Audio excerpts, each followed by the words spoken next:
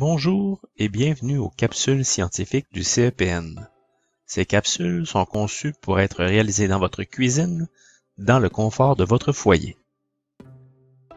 Aujourd'hui, nous verrons les propriétés extraordinaires de l'eau. Vous est-il déjà arrivé de remplir un verre un peu trop et que celui-ci ne déborde pas? Il se forme comme une bulle d'eau à sa surface. Prenons le temps de regarder d'un peu plus près cette bulle d'eau. Pour commencer, je dois construire cette bulle en ajoutant de l'eau dans mon pot. Vous me pardonnerez la qualité de ma caméra, elle fait des autofocus toujours et j'ai pas le contrôle là-dessus.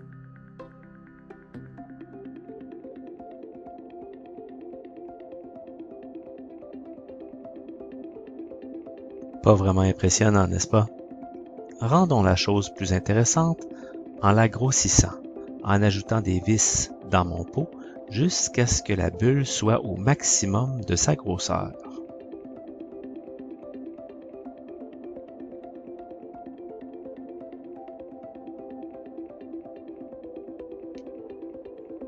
À combien de vis suis-je rendu? 5?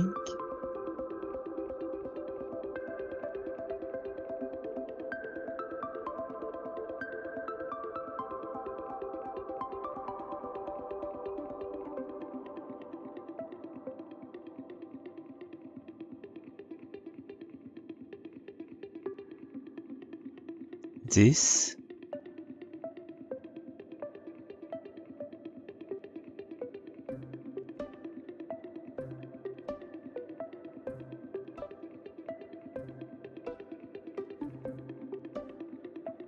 15. Remarquez les vagues qui sont créées dans la bulle d'eau lorsque j'ajoute une vis dans le pot. On a l'impression qu'elle va déborder. Et pourtant, elle tient. Maintenant, on voit très bien comment la bulle s'est formée. Elle déborde abondamment du rebord.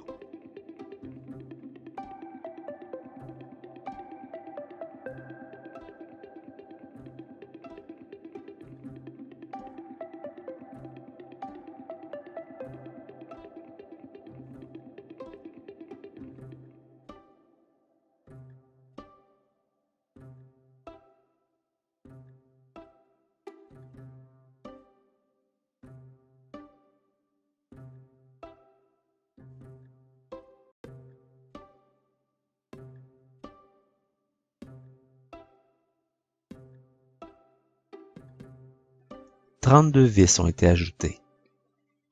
L'un des grands plaisirs des bulles de savon, c'est de les péter.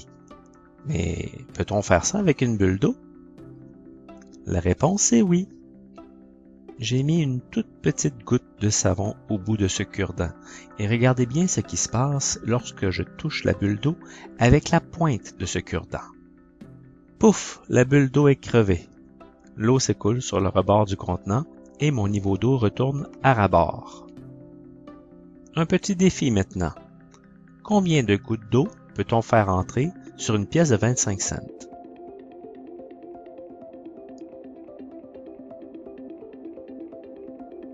Un, 2, 3, 4, 5, 6, 7, 8, 9, 10, 11, 12, 13, 14, 15, 16. Regardez la belle bulle d'eau. Regardez son épaisseur par rapport à l'épaisseur du 25 cents. Alors, on y va pour une 17e? Hop là, c'était trop. On recommence. Alors, est-ce que je me rends à 16 gouttes? 1, 2, 3, 4, 5, 6, 7, 8, 9, 10, 11, 12, 13, 14, 15. Ça, c'était 15 cette fois-ci.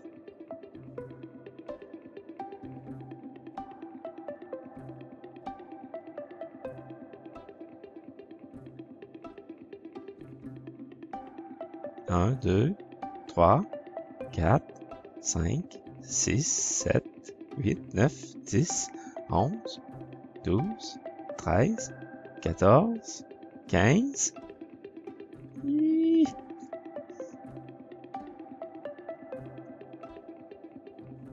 16. Oh! Encore une fois, mais cette fois-ci, on va placer le 25 cents en angle. Regardons si ça change la quantité d'eau qui peut rentrer sur le 25 cents.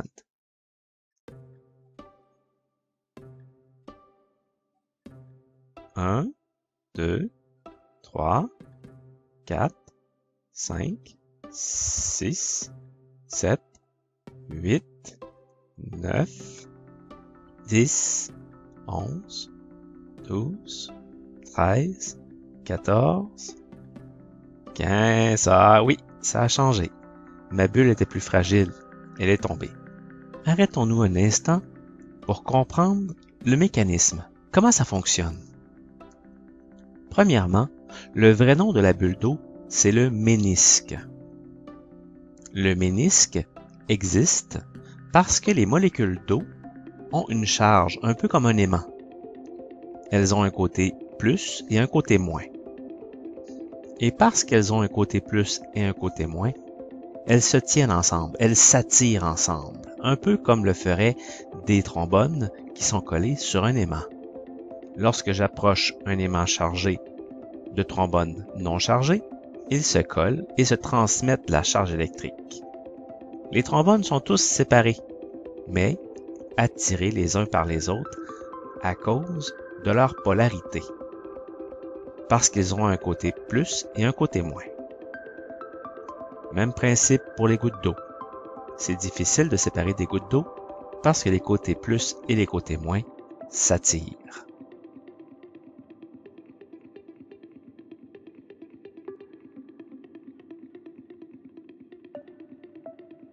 Sceptique, vous avez raison de l'être, mais voici une petite expérience qu'on peut faire ensemble qui vous aidera à mieux comprendre l'attraction des molécules d'eau. Tout d'abord, prenons un peigne en plastique. Il faut le magnétiser. On peut le magnétiser en le frottant sur du coton.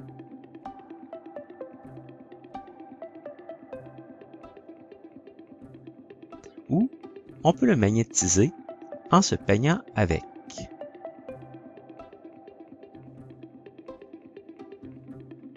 Approchons maintenant le peigne d'un filet d'eau. Regardez comment se comporte l'eau. L'eau est attirée par le peigne. Les molécules d'eau sont chargées. Remarquez que je ne touche jamais au filet d'eau. Le peigne reste à 2 ou 3 mm du filet d'eau. Je vous encourage à essayer cette expérience à la maison. C'est fascinant de voir comment se comporte le filet de l'eau lorsqu'on approche un peigne chargé ou toute autre matière qui comporte un champ magnétique. Plus le filet sera régulier et plus il sera mince, mieux cette expérience fonctionnera.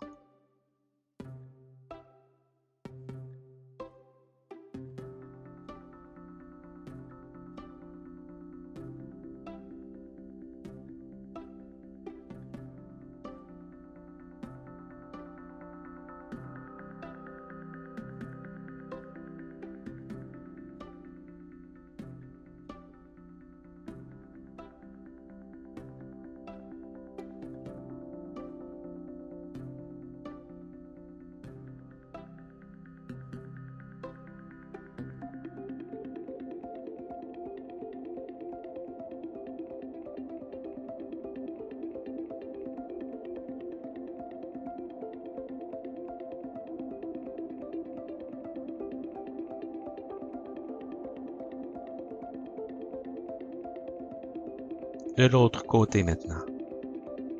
Notez que c'est important que le filet d'eau ne soit pas trop fort pour que le champ magnétique puisse faire son effet.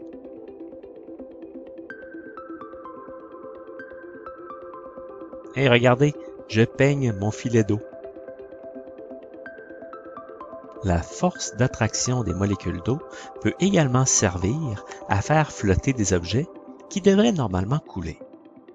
Voici une expérience facile et impressionnante. faire flotter un trombone. Pour ce faire, j'ai besoin d'un contenant rempli d'eau, d'un morceau de papier de toilette et d'un trombone. Je dépose le trombone sur le morceau de papier de toilette et je dépose le tout à la surface du contenant. Vous pouvez attendre plusieurs minutes que le papier coule, mais je suis impatient. Je préfère utiliser une cuillère de bois pour pousser le papier sous l'eau.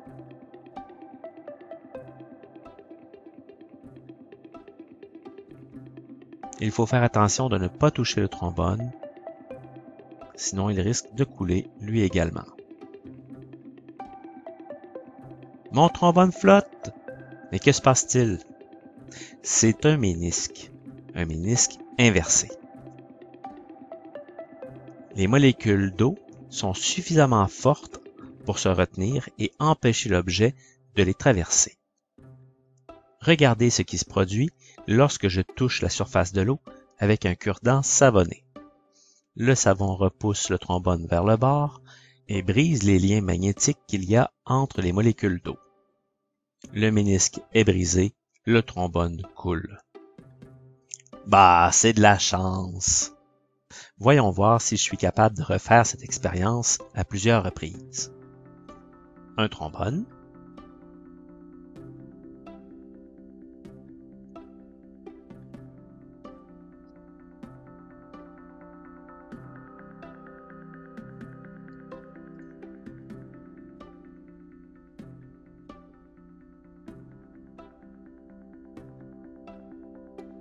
Deux trombones.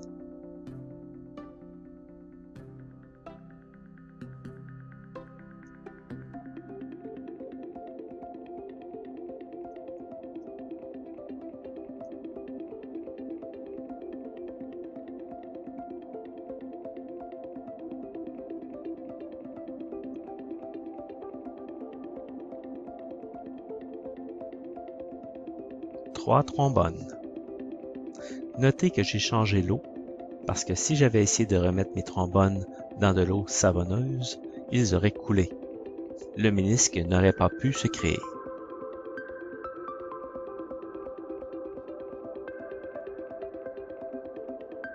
Prêt pour une bataille navale? Regardons maintenant de plus près et sous plusieurs angles le ménisque qui soutient les trombones. Je place mon trombone dans mon contenant. Je fais couler le papier de toilette pour ne conserver que le trombone.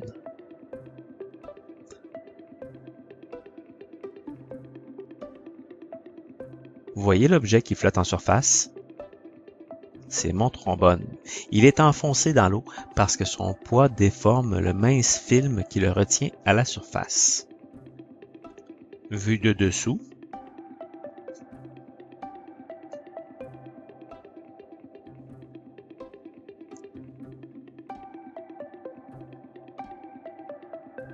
vue de dessus.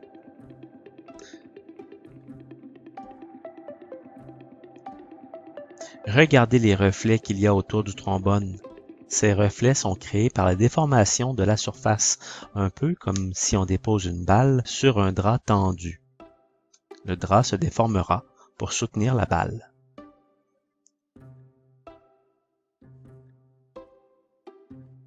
Pour la prochaine expérience, vous aurez besoin d'un pot maçon,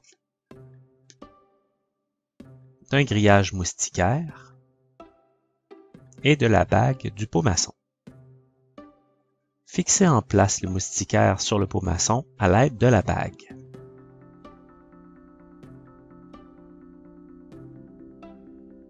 Ajoutez de l'eau dans le contenant.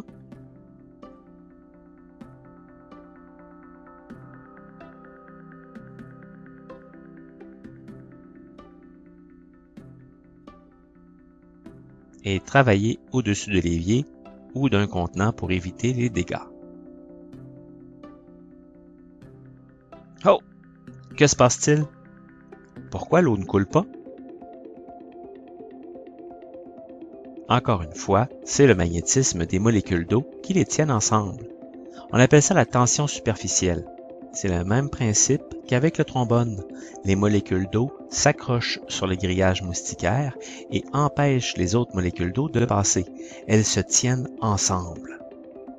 Ah non, c'est ton bouchon qui est bouché. Ah oui? Voici la preuve que mon bouchon n'est pas bouché.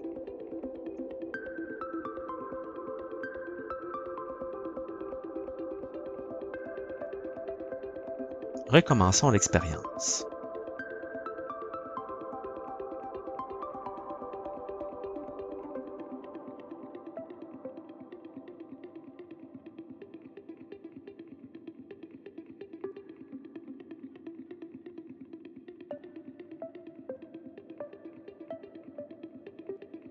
Mais cette fois, ajoutons-y du savon.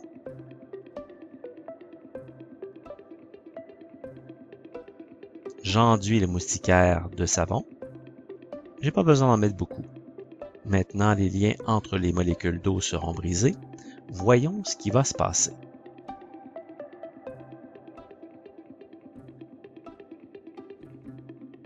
Oh, ça coule, ça coule, ça coule. Je n'ai plus assez de force. Ce qui maintient le restant de l'eau dans le contenant, c'est la pression négative qu'il y a dedans. Mais nous en reparlerons dans un prochain vidéo. On peut faire beaucoup de choses amusantes avec du liquide lave-vaisselle, comme par exemple des bulles.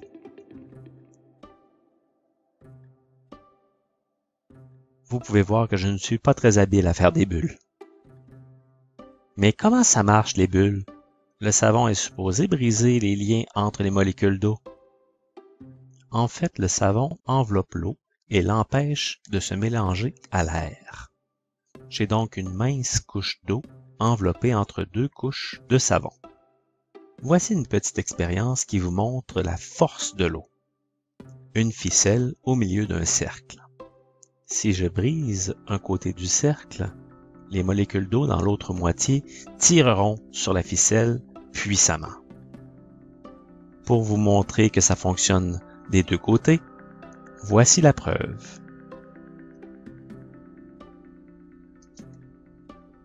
L'eau est tellement forte qu'elle est capable de tirer le poids de la ficelle vers le haut. Pour vous montrer la force de l'eau, voici une autre expérience amusante. Je place une demi-paille sur un cadre plat. La paille sera en contact avec l'eau et le savon. Et si je brise l'eau d'un côté du cadre, voici ce qui se produit. La paille est attirée vers l'autre côté par l'eau qui reste sur le cadre. On recommence une deuxième fois. La paille est propulsée vers l'extrémité du cadre. Troisième fois, dans l'autre sens cette fois-ci. Ça marche toujours. Une quatrième fois.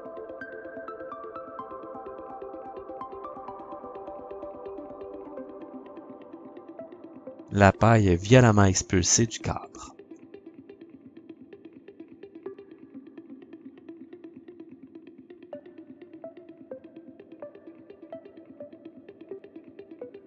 C'est bien beau la force de l'eau, mais on veut s'amuser avec des bulles. Prenons quelques instants et jouons à faire des bulles. Mais si pour faire des bulles, il faut souffler dans le savon, est-ce qu'on peut dessouffler des bulles? Voici une petite manipulation rigolote. Je construis une bulle relativement grosse, j'insère une paille à l'intérieur et j'expulse le savon qu'il pourrait y avoir dans la paille. Regardez la bulle se dégonfler. Autre expérience amusante, faire une bulle dans une bulle.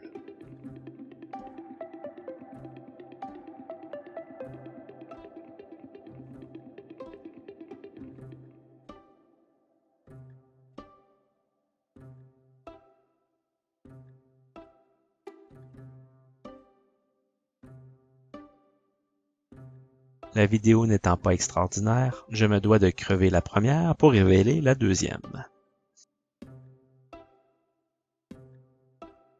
Lorsque vous vous êtes amusé à faire des bulles, vous avez sûrement dû voir des bulles qui sont collées entre elles. Prenons quelques secondes pour les regarder de plus près.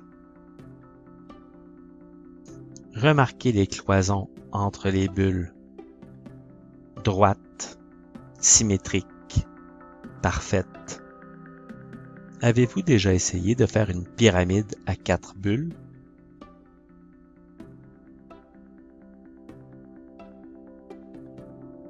Remarquez la forme des cloisons.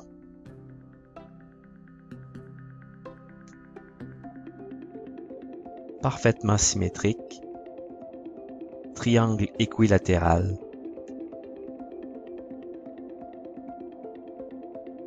une belle ligne droite. Regardez maintenant ce qui se produit lorsque nous avons 4 surfaces de savon qui se rencontrent. Chacune d'elles tire de façon égale sur les autres, ce qui produit une forme symétrique très intéressante. Une pyramide concave.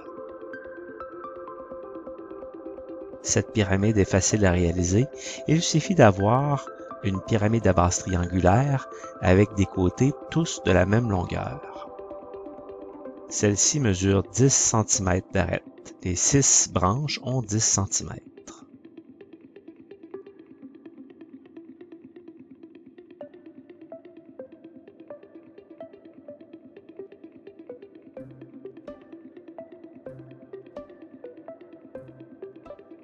Tant qu'à jouer avec l'eau, on va jouer avec de l'eau chaude et de l'eau froide.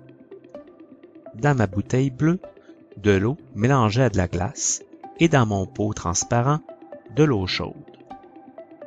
Regardez ce qui se produit lorsque je verse l'eau froide dans le contenant d'eau chaude.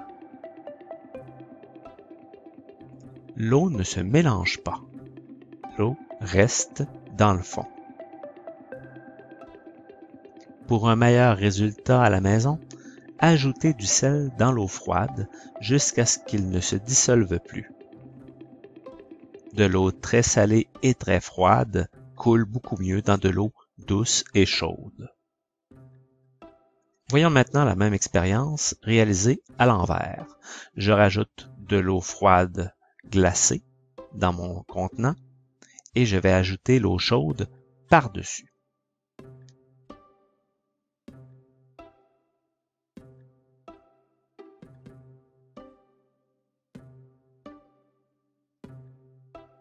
Doucement, le moins de vagues possible. Si on y va assez doucement, on va pouvoir voir l'eau chaude se détacher de l'eau froide sur le dessus.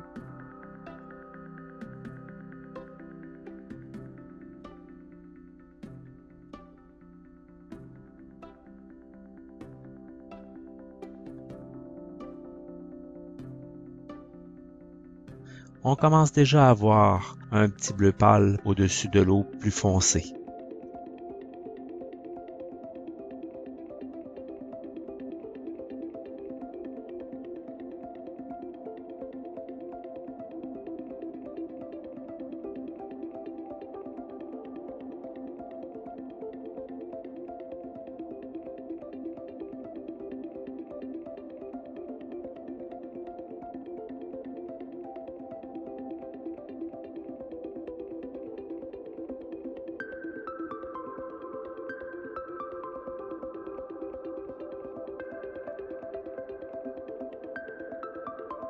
Remarquez maintenant, on voit très bien la démarcation. D'ailleurs, pour mieux voir le phénomène, essayons maintenant avec une paille. On va envoyer l'eau directement au fond du contenant sans qu'elle ait à se faire réchauffer.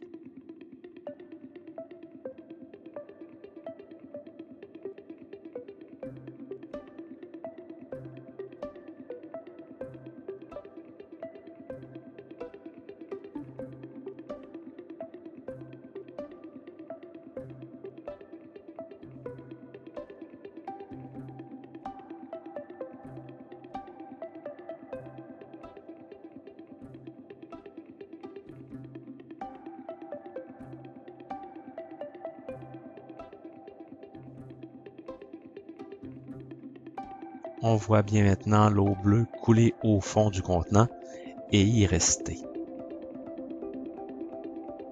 Ce phénomène s'appelle la densité. De l'eau chaude est moins dense que l'eau froide. L'eau chaude flotte donc sur l'eau froide qui est plus lourde, plus dense.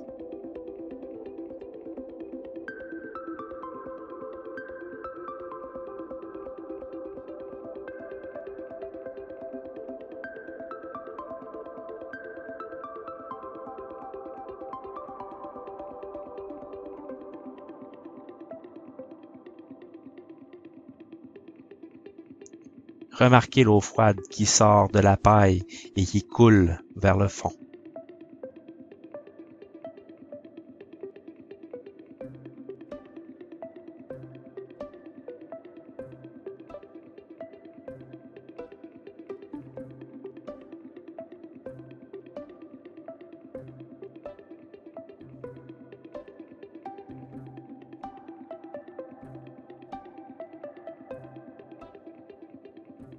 Le phénomène est bien visible.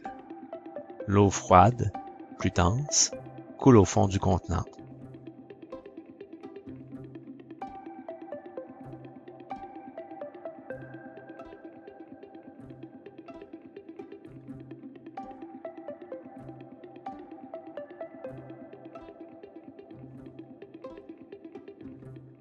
C'est tout pour cette semaine.